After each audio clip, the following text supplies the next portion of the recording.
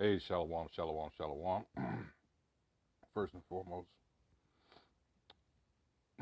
call Allah Yahweh, Shim Yahushua, Shim Rakakwadash, and of course, double honors.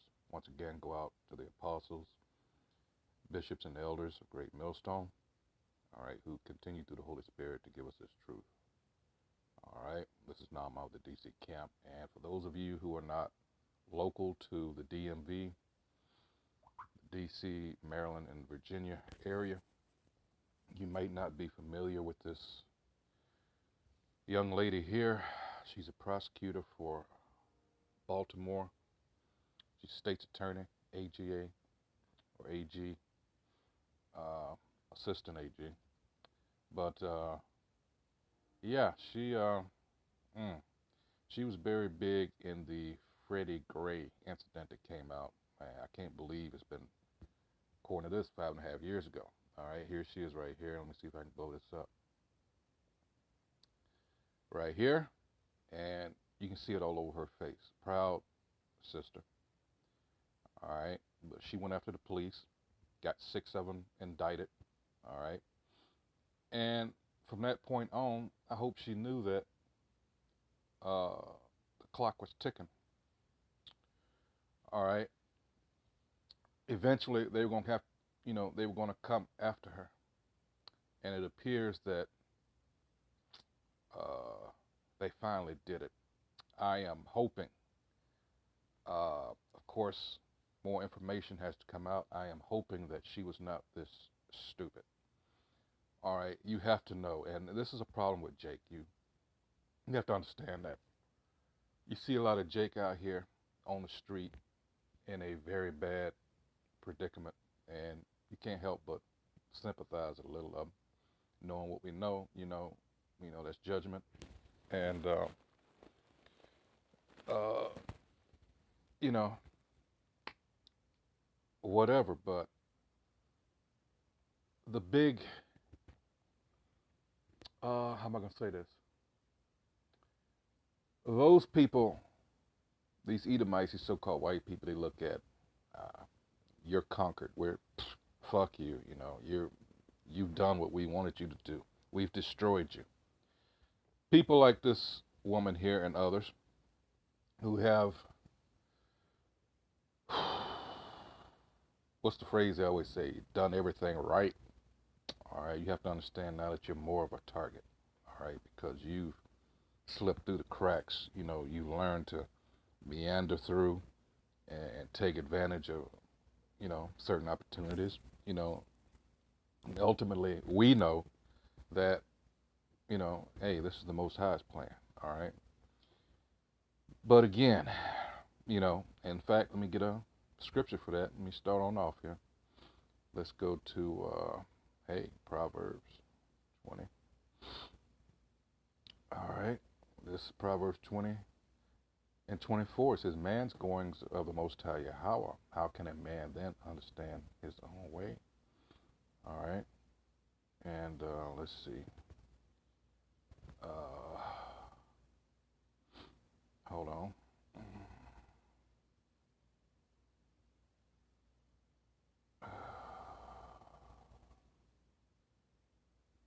This is Proverbs 21 and 1. Says the king's heart is in the hand of the Most High Yahweh as the river's water. He turneth it whatsoever he will. All right. And, I could go to Job 33 and 15, Point being, it's not up to us at the end of the day. All right. And you got people like this that are so proud. They think they've done everything themselves. Oh, man, you can't tell them nothing. All right. And like I said, you would think that she had to know at some point that she was now a target. I mean, come on, the Good Old Boys Network favorite is the police department. They've been so used to, them good old days where they could treat Jake any way they wanted to, actually with impunity. That's the word I was looking for, and get away with it. All right. But we're at a point now where, this man is being revealed. He's being exposed, all right, because it's time for him to be pulled out of the power seat, and again, here she is. Here's what she's accused of now. Like I said, this is the Freddie Gray thing. For those of you that aren't familiar, like I said, you weren't around here, you probably didn't know of this woman, uh, name-wise, or don't even probably never heard of her at all. But this is her, all right? So now what we have, this is the National Review. It says Baltimore top, I say AD, I say 8, well, it says Baltimore top prosecutor Marilyn Mosby indicted on perjury charges, all right? Oh boy, like I said, I hope this isn't true, but it says a federal grand jury has indicted Baltimore State's Attorney Marilyn Mosby, alleging Mosby lied on mortgage applications and on 2 requests for withdrawals from her retirement savings in connection with the purchase of 2 Florida properties.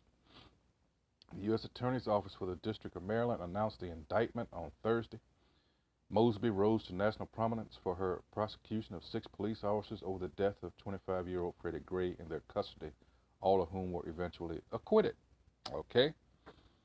Now, I'm hoping you all remember the Freddie Gray incident where he suffered a horrendous spinal injury after being tossed in a paddy wagon, all right? And he eventually would lapse into a coma and die, all right? That's the individual we're talking about here. So she went after them, and as it just said here, eventually all of them were acquitted. But, hey, revenge, revenge, revenge. This is how these Edomites, these devils roll. They're not going to forget something like that, especially from a so-called black woman, And again, her pride, arrogance too, all right? It kind of, I don't know, you say she,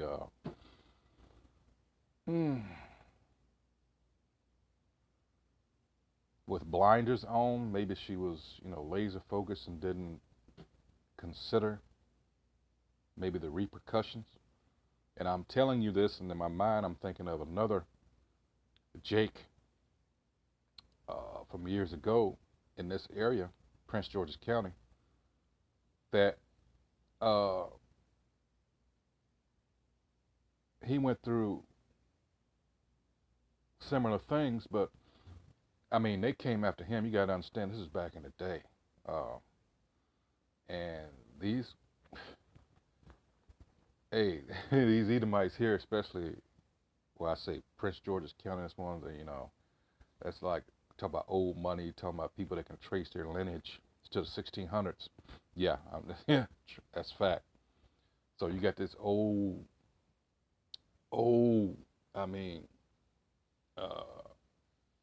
racist, when I say good old boy system, I mean, it's been like this, and it still continues to this day.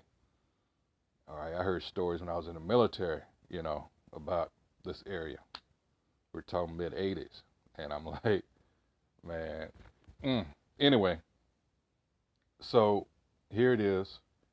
Like I said, they put a rattlesnake in this Jake's. Oh, so he's since passed away, but he got into positions where he got more power, and he, at some point, I'm guessing, I don't know what he was thinking, but from what his actions, I can, guess that he could do the same thing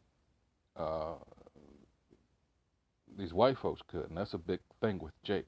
All right, you you forget who you are and where you are, and he late in life ended up getting set up and locked up. Hey, being disgraced, and not long after that, he passed away. So for those of you that are local, you know who I'm talking about. I'm not going to say his name, but here we are now with her. And in some things like this, that's something I never wanted to get involved with, politics. All right. Real dirty game. wicked, evil. In some cases, and this is one of them, where in politics, certain allegations, in this case, she's been indicted for something like this. Like I said, it remains to be seen, but let me continue on with the story. It says the four-count indictment reeled on Thursday alleges that Mosby lied when she claimed to suffer financial hardship stemming from the COVID pandemic when she submitted withdrawal requests for $40,000 and $50,000 from her city retirement account in 2020. According to the indictment, Mosby in fact received a full salary of $247,955.58 for the year 2020. So it appears, like in most cases, with Jake trying to emulate their oppressor, she got greedy. All right, she got greedy. That's what it looks like, or at least they're trying to establish.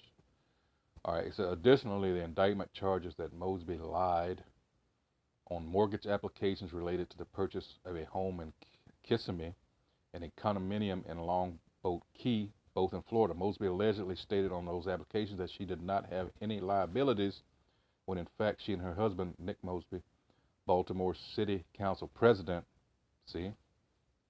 owed $45,022 to the IRS and had a lien against all their property as of last year. People. Acumen, the few Aqua that happened to watch this. Let me go back up to the other paragraph at the end. It says, according to the indictment, Mosby, in fact, received a full salary of $247,950, close to $250,000 for the year 2020. That and what her husband makes, he's the Baltimore City Council president. They were in debt to the IRS to the tune of $45,022. How much is enough? Now, one thing they didn't say in here that I heard, well, let me read a little bit more. They might say, it says, Marilyn Mosby's attorney, A. Scott Bolden, said they would fight these charges vigorously. Of course he's going to say that. I remain confident that once all the evidence is presented, that she will prevail against these bogus charges that are rooted in personal, political, and racial animus 5 months from her election. Mosby, a Democrat, is up for re-election to a third term this year. Me personally, I think whatever happens, she can pretty much kiss that goodbye. It says the charges come after outlets reported in March 2021 that federal prosecutors subpoenaed campaign and business records for the Mosbys dating back to 2014. 7 years, right? At the time, Bolden deemed the subpoenas a political witch hunt in its purest form.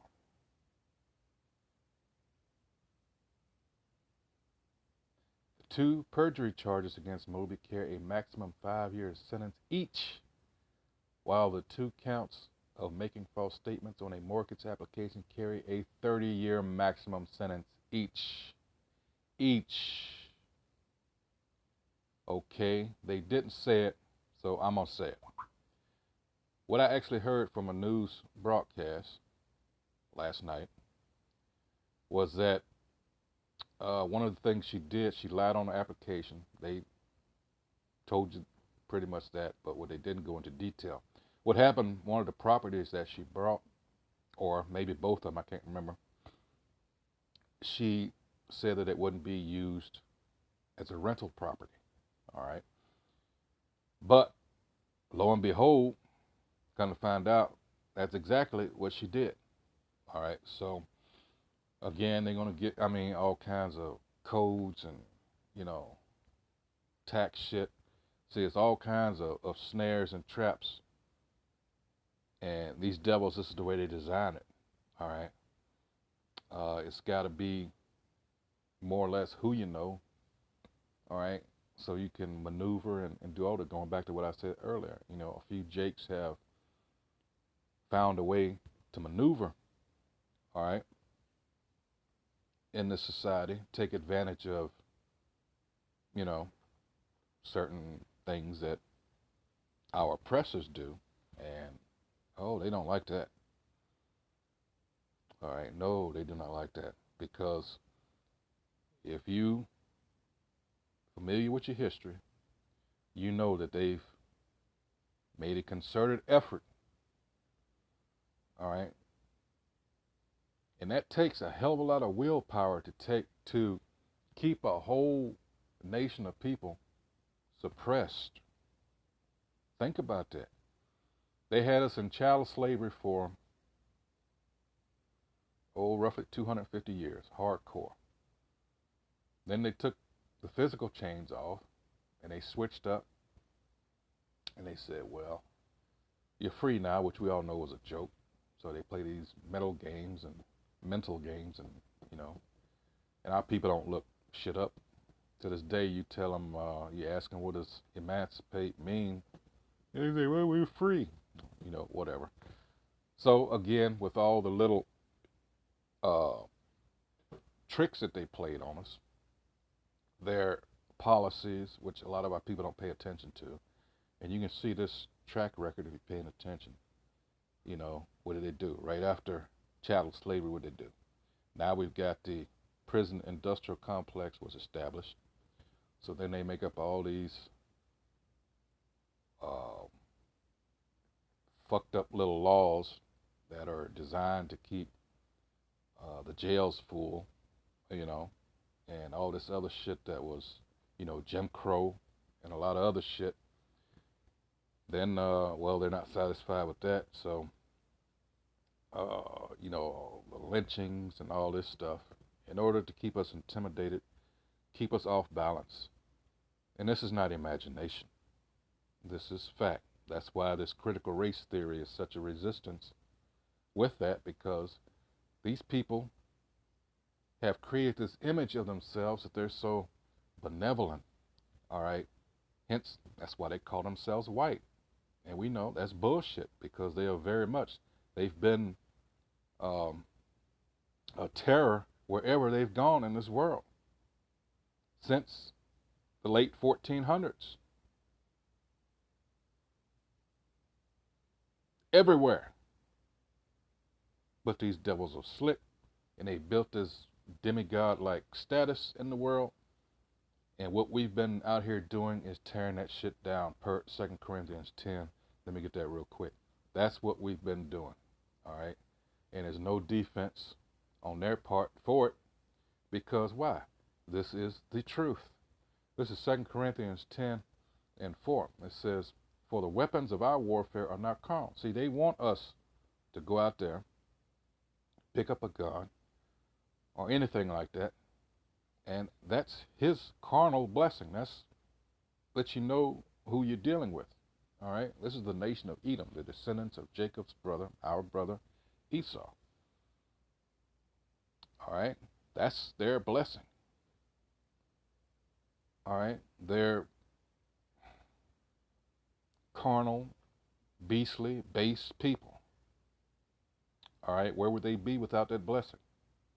Anyway, it says, for the weapons of our warfare are not carnal, but mighty through the Most High to the pulling down of strongholds. What's some of those strongholds? All right, it says, casting down imaginations and every high thing that exalted itself against the knowledge of Yahweh Ba'ashem Yahushua, and bringing into captivity every thought to the obedience of Hamashiach Yahushua. All the lies that he's gone throughout the world. A big one I just spoke of, a lot of people don't think about it. We're white. No, you're not. And we're not black. You see this thing, this box that he's put us in, plays this little game, all right? And our people, out of ignorance, have come to take on that that color as a mantle, as something that I'm black. We're not really thinking this shit through. What are you saying? He's insulting you to your face every time he uses that. Black in front of anything means what? Well, you know what? Oh boy. Must we go there? Evidently, we should. All right. All right. He's playing this game, and our people. Oh man. Let's go to Wikipedia. Black is a color which results from the absence or complete absorption of visible light. All right. Uh, Black and white have often been used to describe, and here's the point, opposites such as good and evil. And guess what they're calling us? The Dark Ages versus Age of Enlightenment. They twisted that around. All right. You notice you don't hear anything about them between usually the years around what, 500 AD to what, the Renaissance. Oh, those are Dark Ages. It was, there was not any Enlightenment. Bullshit. They were, they were not in rulership. All right. Night versus day.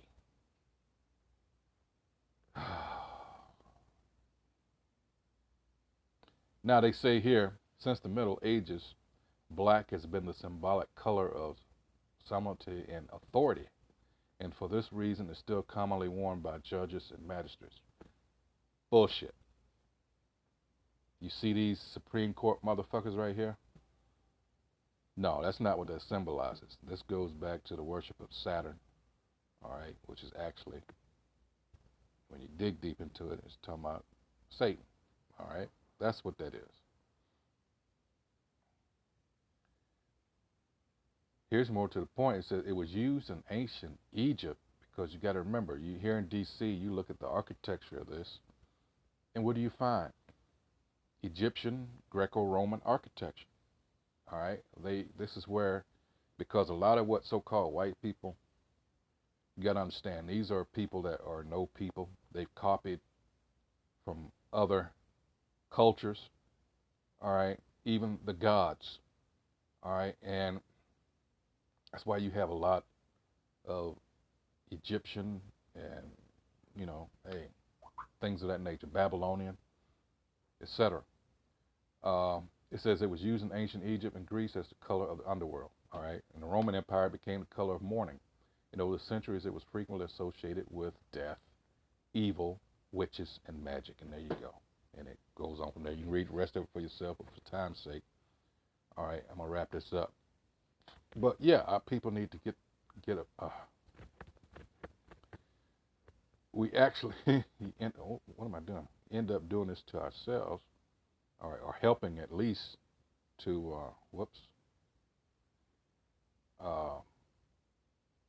help perpetuate this shit because, damn, I done lost my place.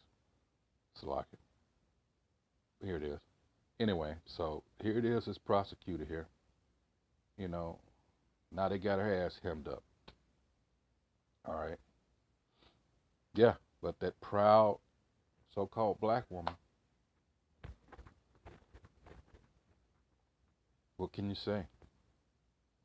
And a lot of them, you said, must I go into that, I don't need a man and all that shit. A lot of you, oh man, you've been set up.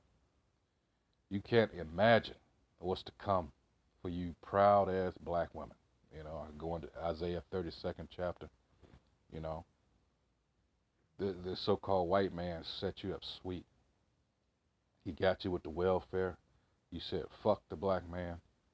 All right. That infamous pose with Gloria Steinem where she, she made that decision. Hey, what can you say? Hey, so with that, shalom.